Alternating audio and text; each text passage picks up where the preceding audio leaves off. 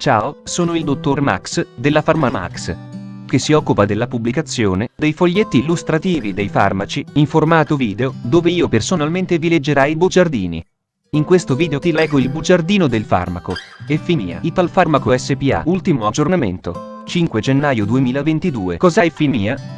Confezioni, informazioni commerciali sulla prescrizione, indicazioni, posologia, controindicazioni, avvertenze speciali e precauzioni di impiego, interazioni con altri medicinali e altre forme di interazione. Assumere Effimia durante la gravidanza e l'allattamento. Effetti sulla capacità di guidare veicoli e sull'uso di macchinari. Effetti indesiderati. Sovradosaggio. Proprietà farmacodinamiche. Proprietà farmacocinetiche. Dati preclinici di sicurezza. Elenco degli eccipienti. Farmaci esteri. Cos'è Effimia? Effimia ha un farmaco a base del principio attivo norgestimato più etinilestradiolo, appartenente alla categoria degli contraccettivi ormonali sistemici e nello specifico associazioni fisse estroprogestiniche. È commercializzato in Italia dall'azienda Italfarmaco SPA. Effimia può essere prescritto con ricetta RR, medicinali soggetti a prescrizione medica. Confezioni. Effimia 0,25 mg/0,035 mg 21 compresse. Effimia 0,25 mg/0,035 mg 63 compresse. Informazioni commerciali sulla prescrizione. Titolare: Italfarmaco SPA. Ricetta: RR, medicinali soggetti a prescrizione medica. Classe C. Principio attivo: norgestimato più etinilestradiolo. Gruppo terapeutico: contraccettivi ormonali sistemici. Forma farmaceutica: compressa. Indicazioni: contraccezione femminile. La decisione di prescrivere Effimia deve prendere in considerazione i fattori di rischio attuali della singola donna, in particolare quelli relativi alle tromboembolie venose, TEV, e il confronto tra il rischio di TEV associato a Effimia e quello associato ad altri contraccettivi ormonali combinati, COC vedere paragrafi 4, 3 e 4. Posologia. Come usare le compresse di Effimia. Le compresse devono essere assunte ogni giorno approssimativamente alla stessa ora, se necessario con un po' di liquido, nell'ordine indicato sul blister. Si deve assumere una compressa al giorno per 21 giorni consecutivi. Ogni blister successivo deve essere iniziato dopo un intervallo di 7 giorni senza compresse, durante il quale ha luogo di solito un'emorragia da interruzione. Ciò inizia di solito al 2-3 giorno dopo l'assunzione dell'ultima compressa e può non essere terminata prima che si inizi il blister successivo. Come iniziare Effimia? Nessun uso di contraccettivi ormonali nel mese precedente. L'assunzione deve iniziare il primo giorno del ciclo naturale, cioè il primo giorno di mestruazione.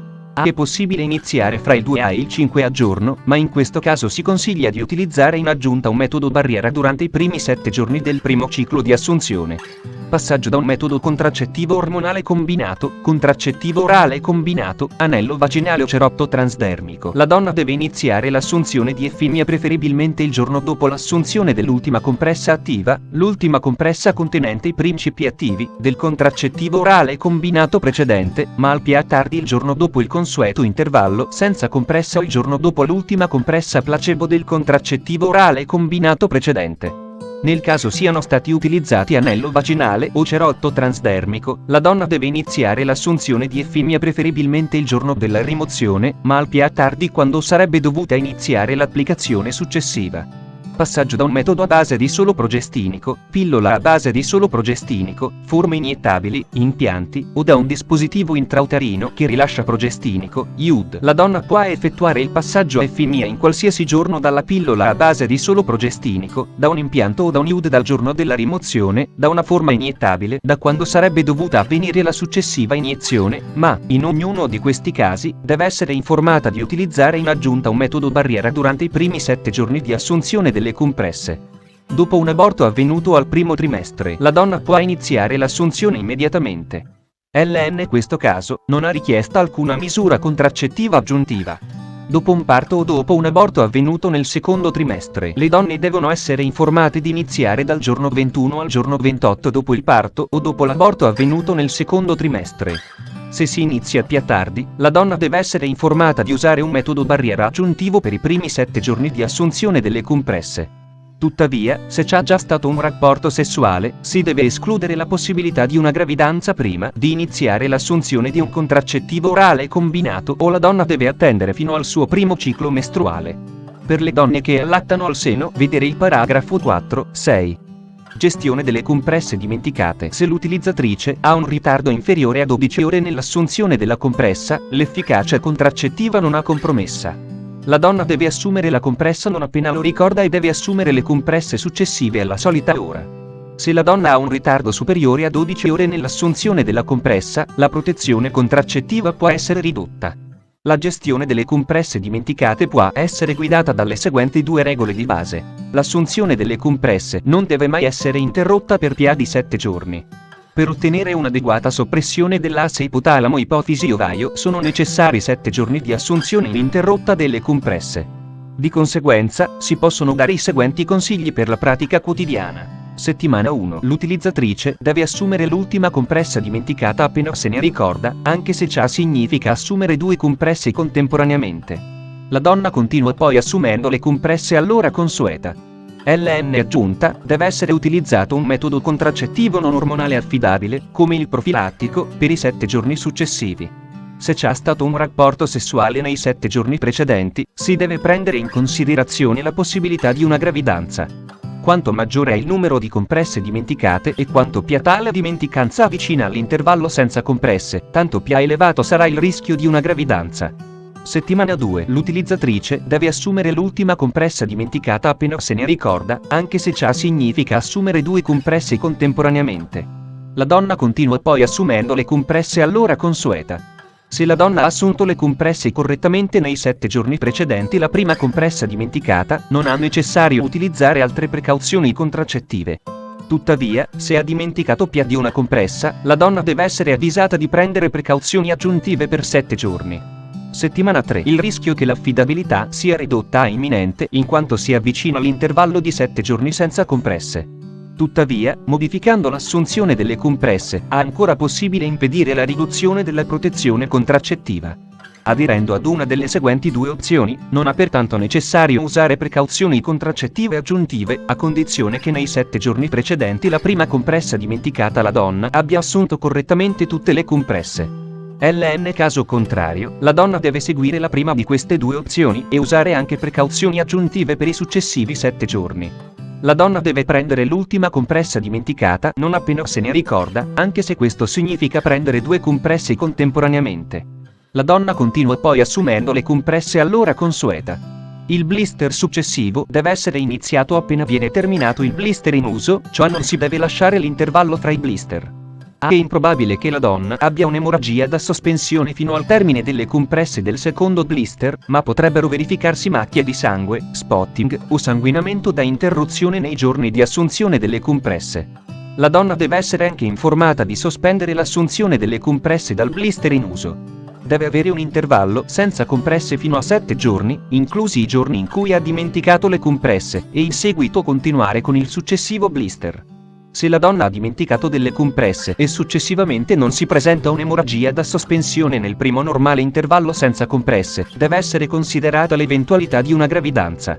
Come ritardare l'emorragia da interruzione? Per ritardare le mestruazioni, la donna deve continuare con un altro blister di effimia senza l'intervallo libero da compresse. Il ritardo può essere protratto per quanto tempo si desidera, fino al termine del secondo blister. LN questo periodo di estensione, la donna può manifestare metrorragia da interruzione o macchie di sangue, spotting. La regolare assunzione di effimia viene quindi ripresa dopo la fase di intervallo senza compresse. Se la donna vuole spostare il giorno di inizio delle mestruazioni a un altro giorno della settimana, deve essere consigliata di accorciare il periodo senza compresse di quanti giorni desidera. Più breve ha l'intervallo, maggiore è il rischio che non si presenti un'emorragia da interruzione e che si presentino invece sanguinamento da interruzione e macchie di sangue, spotting, durante la confezione successiva, come quando si ritardano le mestruazioni.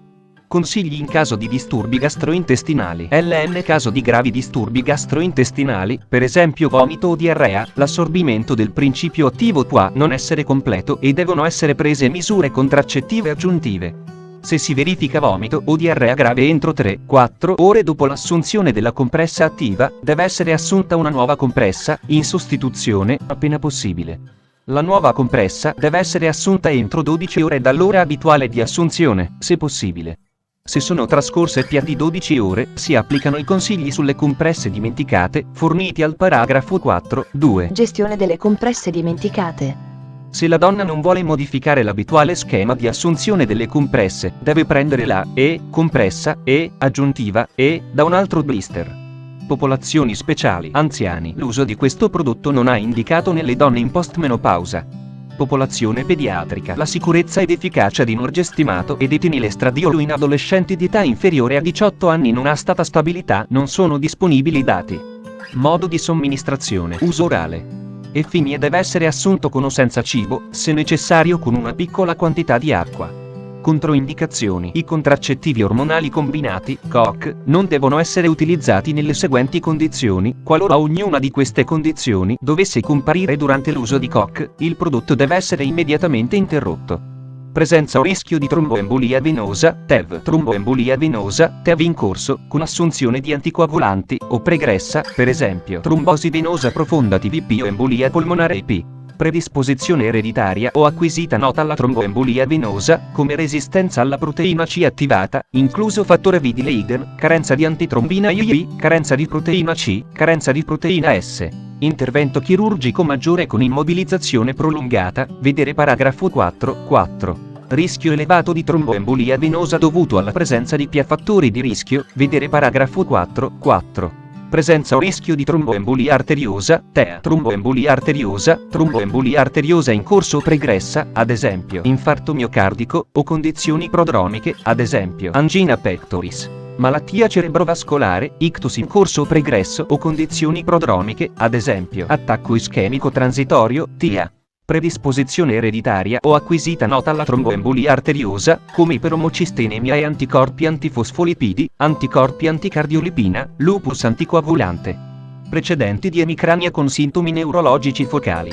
Rischio elevato di tromboembolia arteriosa dovuto alla presenza di fattori di rischio, vedere paragrafo 4, o la presenza di un fattore di rischio grave come diabete mellito con sintomi vascolari, ipertensione grave, dislipoproteinemia grave, patologia del fegato grave in atto o pregressa, fino a quando i valori di funzionalità epatica non sono tornati alla normalità, tumore epatico in atto o pregresso, benigno o maligno, condizioni maligne note o sospette degli organi genitali o delle mammelle se influenzate da steroidi sessuali, iperplasia dell'endometrio, sanguinamento vaginale di natura non accertata, itero-colestatico della gravidanza o itero con uso precedente della pillola, malattia cardiaca valvolare con complicanze, pancreatite o pancreatite pregressa se associata a ipertrigliceridemia grave, gravidanza nota o sospetta, ipersensibilità ai principi attivi o ad una qualsiasi degli eccipienti elencati al paragrafo 6.1. Uso concomitante di farmaci contenenti ombitasvir / paritaprevir / ritonavir ed azabuvir o farmaci contenenti glecaprevir / pibrentasvir, vedere paragrafi 4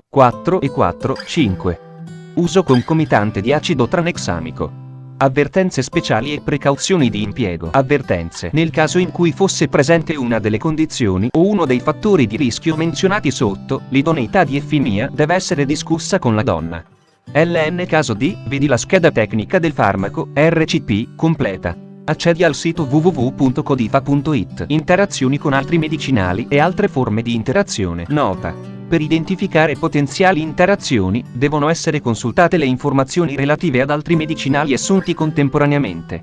Interazioni farmacodinamiche. L'uso concomitante di medicinali contenenti ombitasvir / paritaprevir / ritonavir ed azabuvir, con o senza ribavirina, vedi la scheda tecnica del farmaco, RCP, completa. Accedi al sito www.codifa.it. Interazioni riportate su letteratura scientifica internazionale. Prima di prendere effimia insieme ad altri farmaci come Eurosaprepitant Accorda euro, Eurosaprepitant Teva euro, Eurosaptivusa euro, Eurosatantoa euro, Eurosatazanavir Accorda euro, Eurosatazanavir Dottor Redisa euro, Eurosatazanavir Krka euro, Eurosatazanavir Milana euro, Eurosatazanavir Sandoza euro, Eurosaurantina euro, Euroscarbamazepina ega euro, Eurosdintoina euro, Eurosdintoinal euro, Eurosefavirenz entricitabina e tenofovir di soproxilaurobindo a euro, Eurosefavirenz più entricitabina più tenofovir di soproxil milana euro, Eurosefavirenz entricitabina tenofovir di soproxil Krka euro, Eurosefavirenz entricitabina tenofovir di soproxil Teva euro,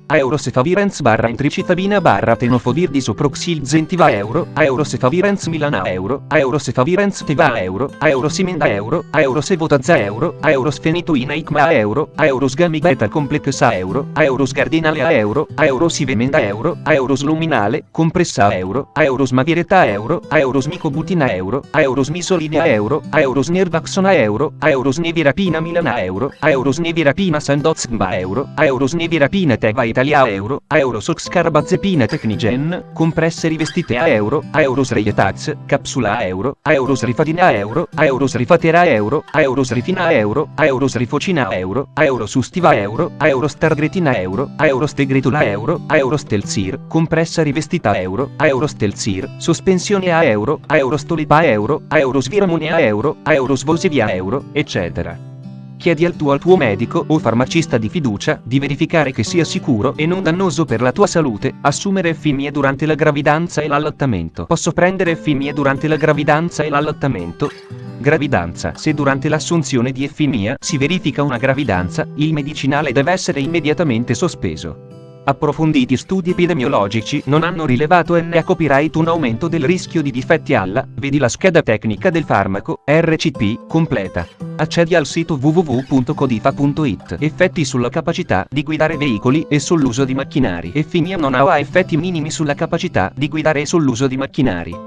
Effetti indesiderati. Riassunto del profilo di sicurezza. Nella tabella seguente vengono visualizzati tutte le reazioni avverse che sono state segnalate con l'utilizzo di effimia nelle sperimentazioni cliniche o da esperienze post-marketing con, vedi la scheda tecnica del farmaco, RCP, completa. Accedi al sito www.codifa.it. Sovradosaggio. Non ci sono segnalazioni di effetti indesiderati gravi successivi alla ingestione acuta di alte dosi di contraccettivi orali. Il sovradosaggio può causare nausea, vomito e nelle ragazze giovani, sanguinamento vaginale. Non ci sono antidoti specifici e il trattamento dovrà essere sintomatico.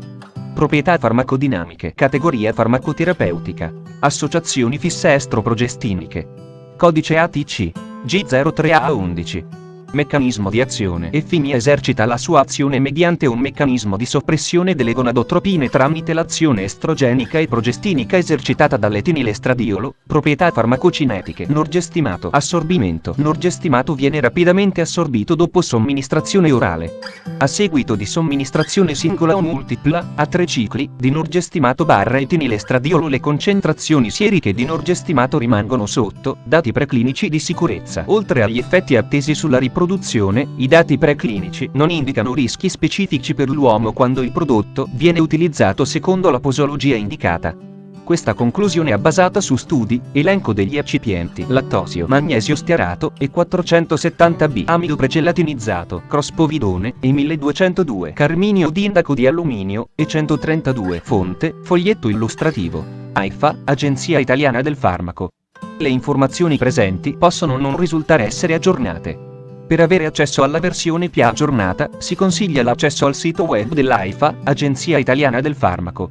Grazie per avermi seguito fino a qui, spero che la PharmaMax ti sia stata utile, iscriviti al canale e sarai informato sulla pubblicazione dei nuovi video bugiardini.